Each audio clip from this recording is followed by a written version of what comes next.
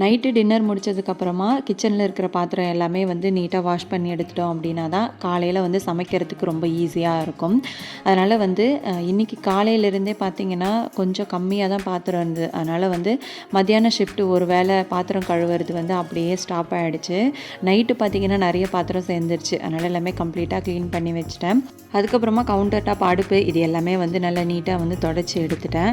அதுக்கப்புறம் பார்த்திங்கன்னா நைட்டே இட்லிக்கு வந்து ஊற வச்சிட்டோம் அப்படின்னா கரெக்டாக இருக்கும். காலையில் குக் பண்ணும்போதே அப்படியே வந்து கையோட அரைச்சி வச்சிடலாம். இல்லைனா நைட் டைமில் அரைக்கும் போது பார்த்திங்கன்னா அப்படியே வந்து பொங்கி வந்துடுது. உளுந்து ஊற வைக்கும் போதே கூடவே வந்து கொஞ்சம் வெந்தயம் சேர்த்து ஊற வச்சிட்டோம் அப்படின்னா இட்லி வந்து ரொம்ப சூப்பராக வரும். ஹெல்த்துக்கும் ரொம்ப நல்லது.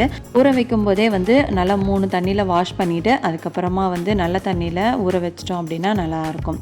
இதுக்கப்புறமா வந்து வீடு மட்டும் பெருக்கிற வேலை இருக்குது. அது மட்டும் முடிச்சிட்டேன் அப்படின்னா அப்படியே வந்து தூங்க போயிடலாம். இந்த வீடியோ பிடிச்சிருந்தா கண்டிப்பாக வந்து லைக் பண்ணிவிடுங்க. தேங்க்யூ.